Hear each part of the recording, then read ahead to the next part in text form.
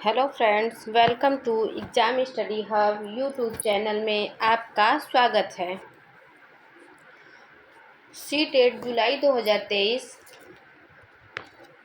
का जो आपका है पेपर होने वाला है। आज मैं उसका जो उसमें आपका सबसे जो इम्पोर्टेंट जो होता है आपका टॉपिक एनसीएफ 2005 राष्ट्रीय पाठ्यचर्या रूपरेखा, मैं आज उसके कुछ क्वेश्चंस इम्पॉर्टेंट क्वेश्चन लाई हूँ। आज मैं वही आप लोग को पढ़ाऊँगी एनसीएफ 2005। और आपका ये जो टॉपिक है एनसीएफ 2005, ये जो है आपका सी-टेट में पूरा समझ लीजिए कि एनसीएफ से ही पूरा सी-टेट जो है उसी से आता है, क्योंकि उसमें एनसीएफ के जो सिद्धांत दिए गए हैं आपका 5, उसी सिद्धांत से ही पूरा सी-टेट का जो पेपर बनता है। चलिए, और आप लोग अगर चैनल को सब्सक्राइब नहीं किए हैं तो चैनल को सब्सक्राइब कर लीजिए, बेल आइकन को ऑन करके आप लोग अपना नोटिफिकेशन ऑन कर लीजिए। और आप लोग का कोई भी डाउट हो कमेंट बॉक्स में ज़रूर बताएं।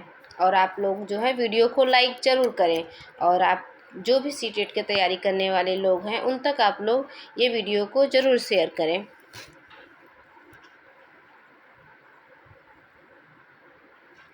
चलिए, आज का क्वेश्चन जो है फर्स्ट क्वेश्चन,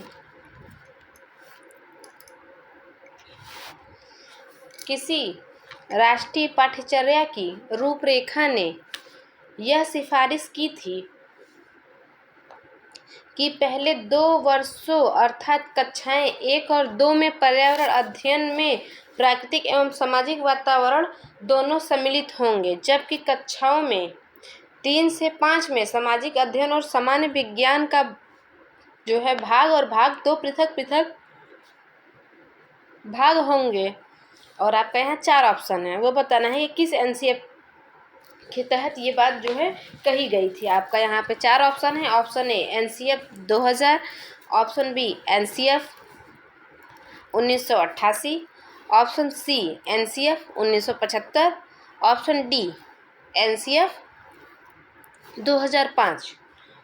आपको बताना है कि किसी राष्ट्रीय पाठ्यचर्या की रूपरेखा ने यह सिफारिश की थी कि पहले 2 वर्षों अर्थात कक्षा 1 और 2 में पर्यावरण अध्ययन में प्राकृतिक एवं सामाजिक वातावरण दोनों सम्मिलित होंगे, जबकि कक्षाओं में जो 3 से 5 में सामाजिक अध्ययन और सामान्य विज्ञान का भाग भी जो है भाग और भाग 2 जो है पृथक पृथक भाग होंगे। आपको बताना है किस एनसीएफ के तहत कहा गया था ये बातें। आपका यहाँ जो राइट आंसर है वो है आपका ऑप्शन सी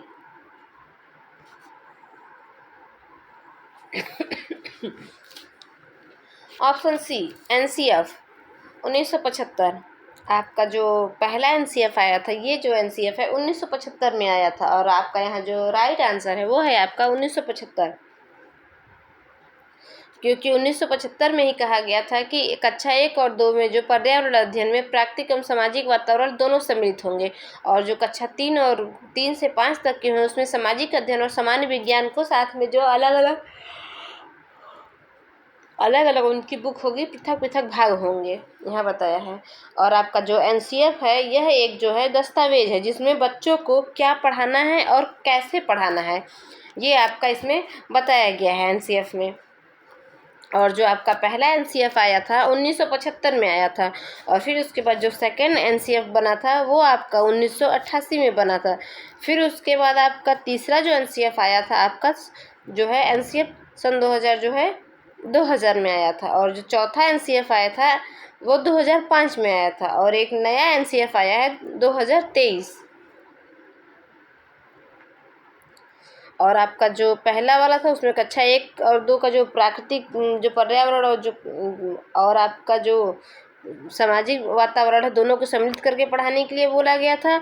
और फिर जो सेकेंड एनसीएफ आया था 1988 में, सेम चीज़ यही चीज़ जो है इसी की अनुशंसा किया था वो 1988 वाला एनसीएफ। और आपका जो तीसरा एनसीएफ आया था 2000 में, और इसमें जो है एकीकृत प्रकृति की अनुशंसा की थी। एनसीएफ 2000 जो है इसमें जो आपका ईवीएस होता है, ईवीएस में एसएसटी और साइंस और ईवीएस को इंक्लूड करके पढ़ाने के लिए। और आपका जो यहाँ पे एनसीएफ जो नया है वो आया है 2023। चलिए नेक्स्ट क्वेश्चन, क्वेश्चन नंबर 2, शिक्षण अधिगम प्रक्रिया की अवधारणा करते समय राष्ट्रीय पाठ्यचर्या की रूपरेखा 2005 निम्न में से किसे महत्व पर बल देती है? आपको बताना है कि शिक्षण अधिगम प्रक्रिया की अवधारणा करते समय राष्ट्रीय पाठ्यचर्या की रूपरेखा 2005 निम्न में से किसे महत्व पर बल देती है? आपका यहाँ 4 ऑप्शन है। ऑप्शन ए सक्रिय जुड़ाव और बातचीत, ऑप्शन बी बेधन और बार बार अभ्यास, ऑप्शन सी सामग्री को रटकर याद करना, ऑप्शन डी उत्तेजना प्रक्रिया संग। आपको बताना है कि इसमें से कौन सा राइट आंसर है। आपका यहाँ जो राइट आंसर है वो है आपका ऑप्शन ए सक्रिय जुड़ाव और बातचीत।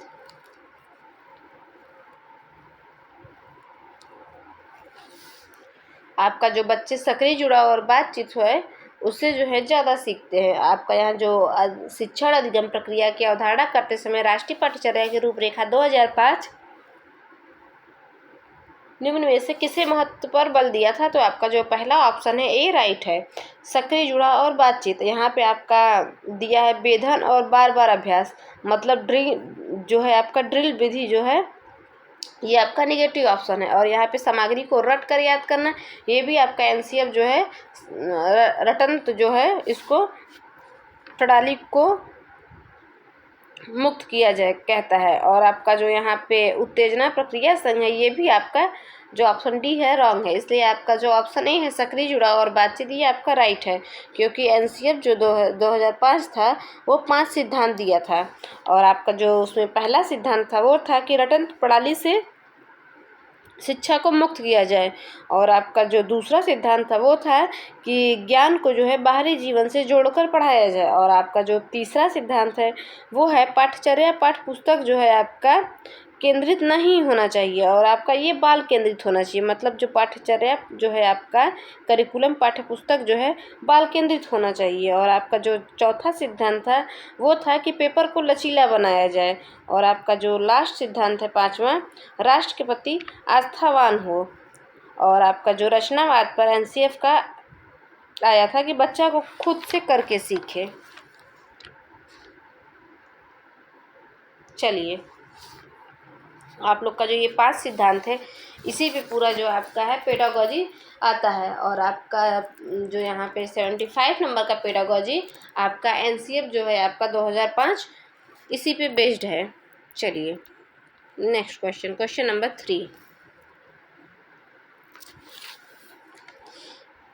ईवीएस की पाठ्य पुस्तकों में वृत्तांतों को व्यापक रूप में शामिल किया गया है, जिससे कि आपको बताना है कि ईवीएस के पाठ्य पुस्तकों में वृत्तांतों को व्यापक रूप से शामिल किया गया है, जिससे कि एनसीएफ 2000 आपका ऑप्शन यहाँ पे 4 है। आपका यहाँ कूट दिया गया है, कूट में आपको आंसर बताना है। आपका जो यहाँ पे पहला ऑप्शन है ए, एनसीएफ 2005 के निर्देशों का पालन हो। और आपका जो ऑप्शन बी है, मूलभूत प्रत्ययों को समझ को बढ़ावा मिले। आपका ऑप्शन सी, मूलभूत प्रत्ययों को सीखने में आनंद मिले। ऑप्शन डी, छात्रों में संप्रेषण कौशल का विकास हो। आपको यहाँ आपका 4 ऑप्शन नीचे दिया गया, उसमें आपको बताना है कि कौन सा राइट है। आपका यहाँ पे ए और बी, ए बी और सी, बी सी और डी, या फिर ऑप्शन डी जो है सी वनली। आपको बताना है कि कौन सा यहाँ राइट आंसर है।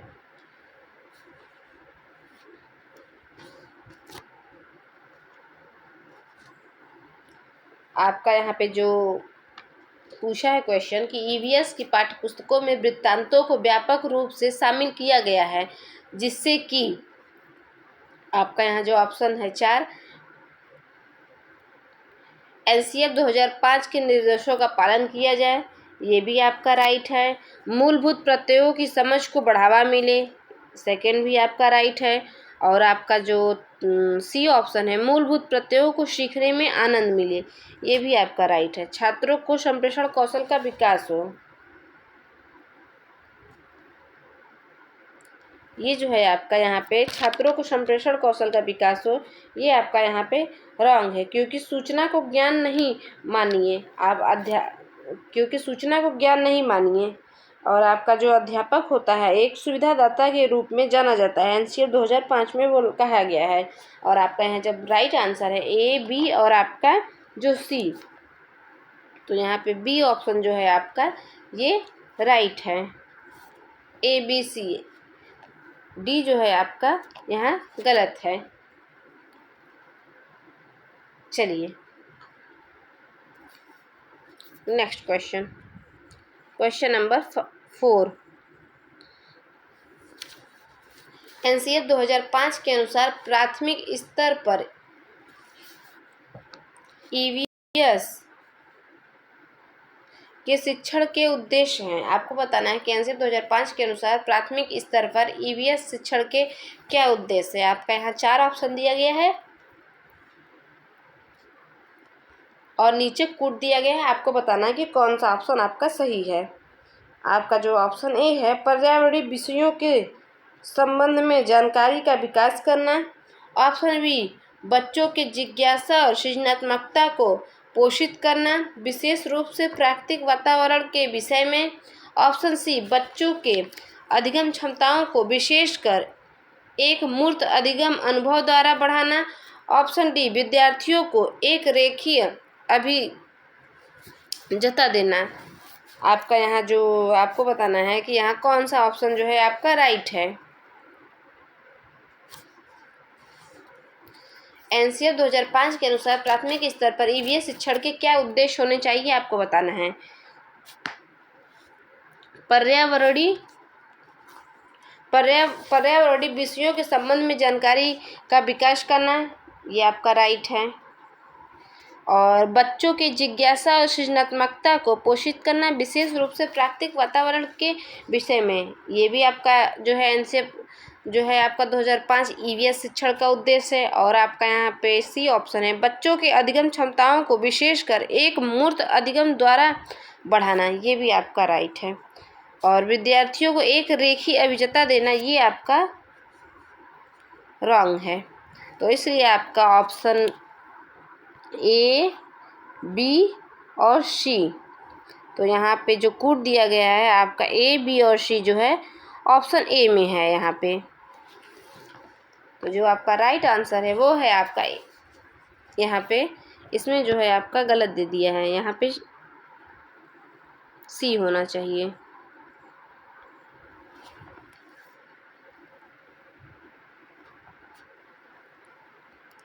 चलिए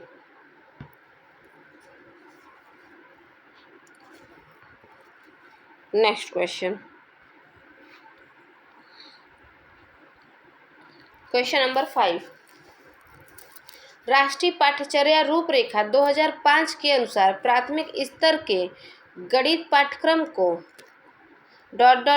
पर सबसे कम केंद्रित होना चाहिए। आपको यहाँ बताना है कि राष्ट्रीय पाठ्यचर्या रूपरेखा 2005 के अनुसार प्राथमिक स्तर के गणित पाठ्यक्रम को जो है इसमें क्या सबसे कौन सा जो ऑप्शन है कि सबसे कम केंद्रित होना चाहिए। आपका यहाँ 4 ऑप्शन है। ऑप्शन ए, प्रासंगिक गणितीय शब्दावली के विकास। ऑप्शन बी, दिक् स्थान संबंधित समझ के विकास। ऑप्शन सी, प्रतिमानों प्रतिरूपों की पहचान। ऑप्शन डी, समस्या को हल करने के लिए मानक कलन विधियों का उपयोग।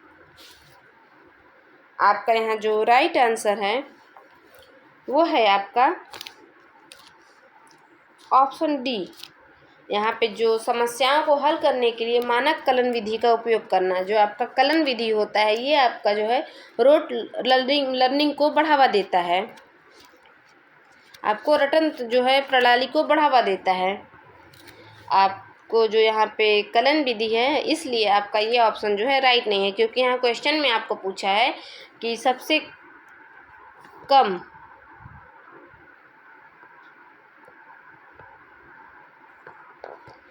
कम केंद्रित होना चाहिए। तो आपका जो यहाँ राइट आंसर है वो है आपका ऑप्शन डी। चलिए नेक्स्ट क्वेश्चन, क्वेश्चन नंबर 6।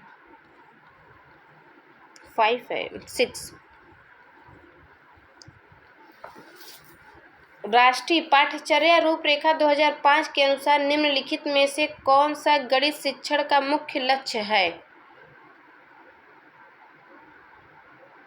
आपको बताना है कि राष्ट्रीय पाठ्यचर्या रूपरेखा 2005 के अनुसार निम्नलिखित में से कौन सा गणित शिक्षा का मुख्य लक्ष्य है। आपका यहाँ 4 ऑप्शन दिया गया है। ऑप्शन ए, अधिगमकर्ताओं में संख्यात्मकता कौशल का विकास करना।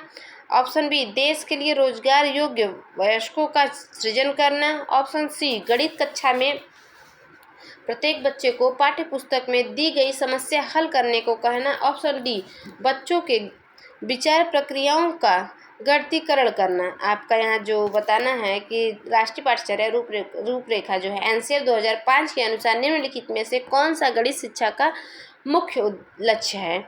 आपका यहाँ जो 4 ऑप्शन था, आपका यहाँ जो राइट ऑप्शन है वो है आपका यहाँ पे ऑप्शन डी, बच्चों के विचार प्रक्रिया का गणितीकरण करना। यहाँ पे जो राइट है आपका गणित शिक्षा का मुख्य लक्ष्य है आपका बच्चों के विचार प्रक्रियाओं का गणितीकरण करना। चलिए नेक्स्ट क्वेश्चन, क्वेश्चन नंबर 7। राष्ट्रीय पाठ्यचर्या रूपरेखा 2005 के अनुसार एक गणित शिक्षक से अपेक्षित है। आपको बताना है कि एनसीएफ 2005 के अनुसार एक गणित शिक्षक से अपेक्षित है। आपका यहाँ 4 ऑप्शन दिया गया है। ऑप्शन ए, गणित कक्षा में मेधावी बच्चों को उनके स्तर के अनुकूल चुनौतियों को प्रदान करते हुए सभी बच्चों की सहभागिता सुनिश्चित करना। ऑप्शन बी, पाठ्य पुस्तक के सभी प्रश्नों को हल करना। ऑप्शन सी, प्रश्नों के ड्रिल और अभ्यास में विद्यार्थियों को संलग्न रखते हुए गणित में परिणामों को सुधारना। ऑप्शन डी, प्रतियोगात्मक परीक्षाओं के लिए विद्यार्थियों को तैयार करना। आपको बताना है यहाँ पे कि एनसीएफ 2005 के अनुसार गणित शिक्षक से अपेक्षित है। आपका 4 ऑप्शन यहाँ पे दिया गया था। आपका यहाँ जो राइट ऑप्शन है वो है आपका यहाँ पे ऑप्शन ए, गणित कक्षा में मेधावी बच्चों को उनके स्तर के अनुकूल चुनौतियों को प्रदान करते हुए सभी बच्चों को सहभागिता सुनिश्चित करना। आपको यहाँ पे जो राइट आंसर है वो है आपका ऑप्शन ए, क्योंकि यहाँ पूछा है कि शिक्षक से अपेक्षित करना है, तो यहाँ पे जो है बच्चों के अनुकूल चुनौतियों को प्रदान करते हुए सभी बच्चों की सहभागिता को सुनिश्चित करना, इसलिए ये आपका राइट है।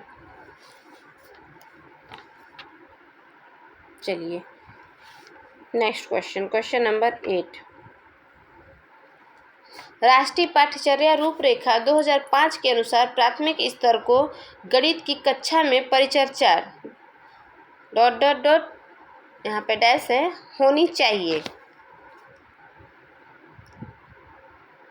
ऑप्शन ए, प्रकृति में उपदेशात्मक। ऑप्शन बी, केवल कक्षा में सीखी हुई गणितीय अवधारणाओं पर आधारित।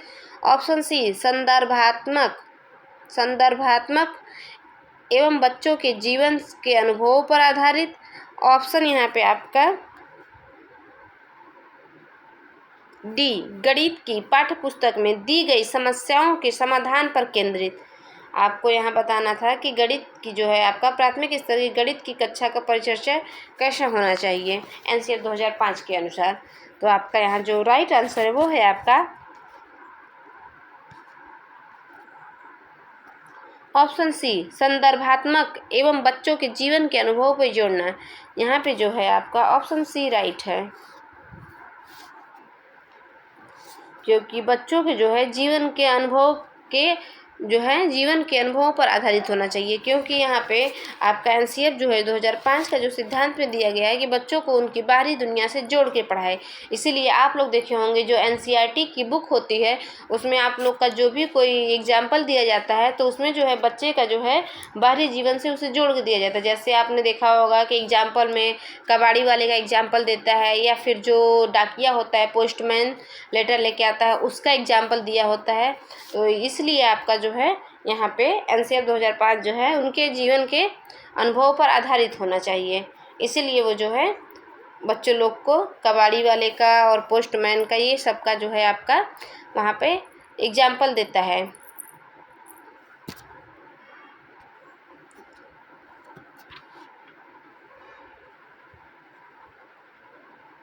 चलिए नेक्स्ट क्वेश्चन, क्वेश्चन नंबर 9।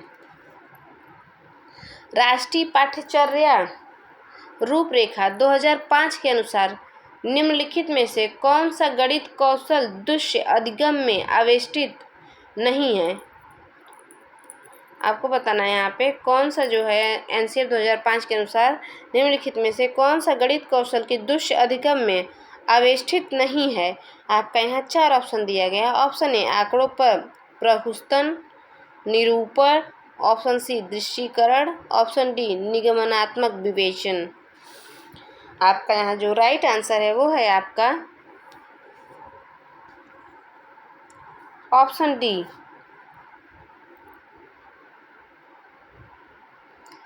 निगमनात्मक विवेचन, आपका यहाँ जो राइट है। चलिए नेक्स्ट क्वेश्चन, क्वेश्चन नंबर 10। राष्ट्रीय पाठ्यचर्या 2005 के अनुसार गणित के शिक्षण का उच्च लक्ष्य है। आपको बताना है कि राष्ट्रीय पाठ्यचर्या 2005 के अनुसार गणित के शिक्षण का उच्च लक्ष्य है। आपका यहाँ 4 ऑप्शन दिया गया है। ऑप्शन ए शिक्षार्थियों को तकनीकी व्यवसाय के लिए तैयार करना, ऑप्शन बी शिक्षार्थियों को समाज में एक सफल जीवन जीने के लिए सामाजिक एवं नैतिक मूल्यों को अपनाने में मदद करना, ऑप्शन सी तर्क संगत चिंतन कौशल के विकास में मदद करना, ऑप्शन डी शिक्षार्थियों में रोजगार संबंधित कौशलों का विकास करना। राष्ट्रीय पाठ्यचर्या 2005 के अनुसार जो एनसीएफ 2005 के अनुसार गणित शिक्षण का उच्च लक्ष्य क्या है आपका यहाँ 4 ऑप्शन है। शिक्षार्थियों को तकनीकी व्यवसाय के लिए तैयार करना, या फिर शिक्षार्थियों को समाज में एक सफल जीवन जीने के लिए सामाजिक एवं नैतिक मूल्यों को अपनाने में मदद करना, या फिर आपका शिक्षार्थियों को विवेचन एवं तर्क संगत चिंतन कौशलों के विकास में मदद करना। आपका लास्ट ऑप्शन जो है शिक्षार्थियों को में रोजगार संबंधित कौशलों का विकास करना।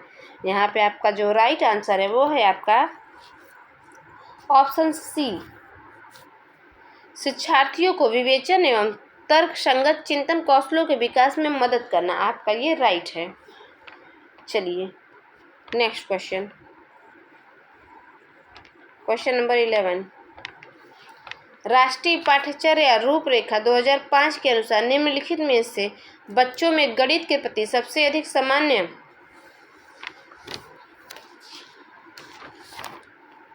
भ्रांति क्या है? आपको बताना है कि राष्ट्रीय पाठ्यचर्या रूपरेखा 2005 के अनुसार निम्नलिखित में से जो आपका बच्चों में गणित के प्रति सबसे अधिक भ्रांति क्या है। यहाँ पे आपका भ्रांति होगा।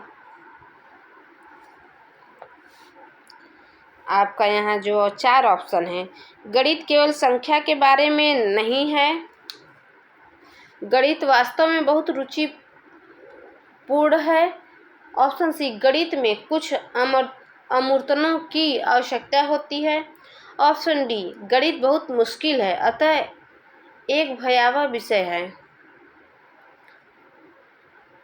आपको यहाँ बताना है कि एनसीएफ जो 2005 के अनुसार है निम्नलिखित में से बच्चों में गणित के प्रति सबसे अधिक सामान्य भ्रांति क्या है। आपका जो यहाँ राइट आंसर है वो है आपका ऑप्शन डी गणित बहुत मुश्किल है अतः एक यह भयावह विषय है। गणित जो है आपका एक जो है बहुत मुश्किल अतः यह भयावह विषय है। इसका जो है आपका ये भ्रांति बनी हुई है बच्चों में। ऐसा कुछ नहीं है कि गणित सिर्फ लड़के ही पढ़ सकते हैं, लड़कियां नहीं पढ़ सकती हैं। गणित जो सब्जेक्ट है दोनों जेंडर पढ़ सकता है, लड़का भी पढ़ सकता है, लड़की भी पढ़ सकती है। और ऐसा भी नहीं है कि जो मैथ में लड़के अच्छे होते हैं और जो लड़कियाँ होती हैं वो मैथ में वीक होती हैं, ऐसा भी नहीं है। आपका मैथ एक ऐसा सब्जेक्ट है, आप उस सब्जेक्ट से जितना आप खेलेंगे वो आपको उतना ही अच्छा लगेगा, उसमें आपको उतनी ही रुचि बढ़ेगी। चलिए नेक्स्ट क्वेश्चन, क्वेश्चन नंबर 12। राष्ट्रीय पाठ्यचर्या रूपरेखा 2005 प्राथमिक स्तर पर किस भाषा को अनुदेशन माध्यम बनाने की सिफारिश करता है? आपका यहाँ जो क्वेश्चन है एनसीएफ 2005 जो है प्राथमिक स्तर पर किस भाषा को जो है आपका यहाँ पे प्राथमिक स्तर पर किस भाषा को अनुदेशन माध्यम बनाने के लिए सिफारिश करता है? यहाँ पे आपका 4 ऑप्शन है। ऑप्शन ए मातृभाषा, ऑप्शन बी क्षेत्रीय भाषा, ऑप्शन सी 8वीं अनुसूची में सम्मिलित कोई भी भाषा, ऑप्शन डी अंग्रेजी।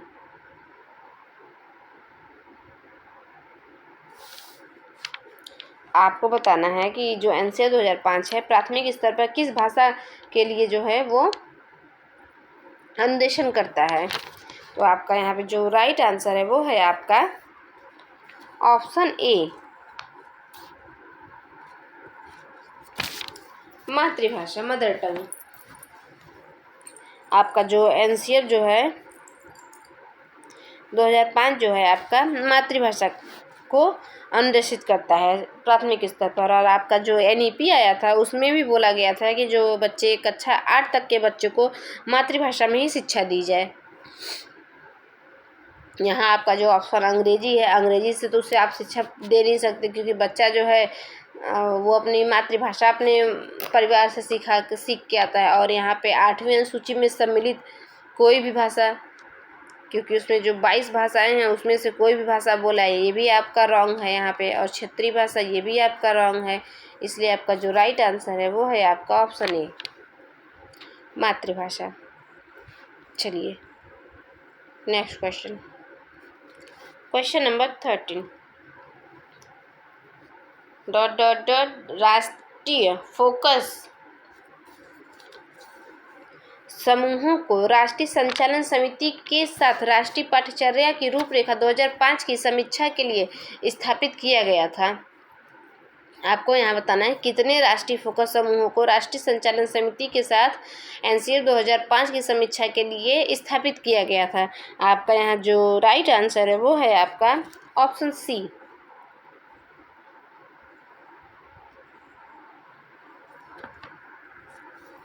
21 राष्ट्रीय फोकस समूहों को राष्ट्रीय संचालन समिति के साथ जो है आपका राष्ट्रीय पाठ्यचर्या रूपरेखा 2005 की समीक्षा के लिए स्थापित किया गया था। चलिए नेक्स्ट क्वेश्चन, क्वेश्चन नंबर 14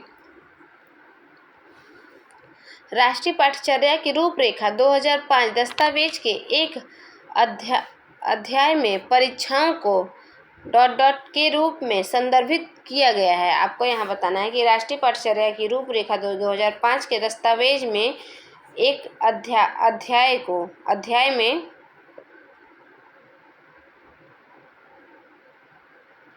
परीक्षाओं को डॉट डॉट डॉट के रूप में संदर्भित किया गया है। आपका यहाँ 4 ऑप्शन है, चूहा दौड़, बाधा दौड़, घुड़दौड़ या फिर आपका ऑप्शन डी इनमें से कोई नहीं। आपका यहाँ जो राइट आंसर है वो है आपका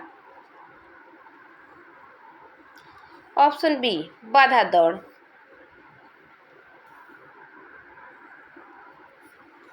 चलिए नेक्स्ट क्वेश्चन, क्योंकि यहाँ जो है परीक्षाओं को जो है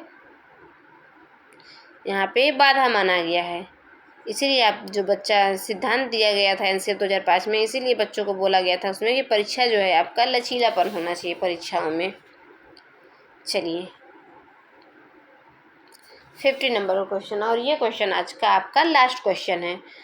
राष्ट्रीय पाठ्यचर्या की रूपरेखा 2005 के अनुसार अंग्रेजी पढ़ाने का उद्देश्य किसका निर्माण करता है? आपको यहाँ पे राष्ट्रीय पाठ्यचर्या की रूपरेखा 2005 के अनुसार अंग्रेजी पढ़ाने का उद्देश्य किसका निर्माण करता है? आपका 4 ऑप्शन है। ऑप्शन ए द्विभाषा, ऑप्शन बी बहुभाषा, ऑप्शन सी केवल अंग्रेजी, ऑप्शन डी उपरोक्त में से कोई नहीं।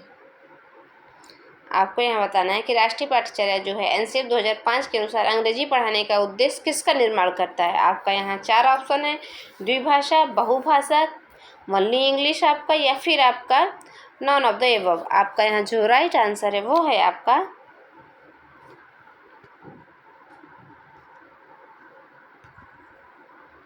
द्विभाषा। राष्ट्रीय पाठ्यचर्या की रूपरेखा 2005 के अनुसार अंग्रेजी पढ़ाने का जो उद्देश्य है वह द्विभाषा का निर्माण करता है, क्योंकि जो आप बच्चे होते हैं वो अपनी मातृभाषा को सीख के आते हैं, इसलिए आप उन्हें कोई भी भाषा अंग्रेजी सिखाएंगे या फिर हिंदी सिखाएंगे या मराठी, गुजराती, जो भी आप उसे कन्नड़ सिखाएंगी तो वो क्या होगा कि बाइलिंगुअल होगा। चलिए, आज का क्वेश्चन आपका समाप्त होता है और आप लोग को जो एनसीईआरटी 2005 है, आज इसके जो हैं इम्पॉर्टेंट क्वेश्चन ये थे आपको, और ये जो है आपका हर बार जो है ये सीटेट में पूछा गया क्वेश्चन थे। चलिए, आज का क्वेश्चन आपका समाप्त हो गया। आई होप आपको ये वीडियो अच्छा लगा होगा, हेल्पफुल लगा होगा, और इस वीडियो को लाइक, शेयर और सब्सक्राइब ज़रूर करें। और आप लोगों को ये वीडियो कैसा लगा प्लीज़ कमेंट बॉक्स में ज़रूर बताएं। और आप लोग के पास जो भी आपका स्टडी ग्रुप हो, व्हाट्सएप ग्रुप आपका हो या फेसबुक ग्रुप आपका हो, FB, आप लोग उस पर इस वीडियो को शेयर ज़रूर करें। और जो भी सीटेट की तैयारी करने वाले आप लोग के जो फ्रेंड हैं या फिर आपके जो रिलेटिव हैं, आप लोग ये वीडियो उन तक ज़रूर पहुंचाएं। और आज का वीडियो जो है बहुत इम्पोर्टेंट जो आपका ये था एनसीईआरटी 2005, क्योंकि पूरा सीटेट इसी पे बेस्ड है। Thanks for watching.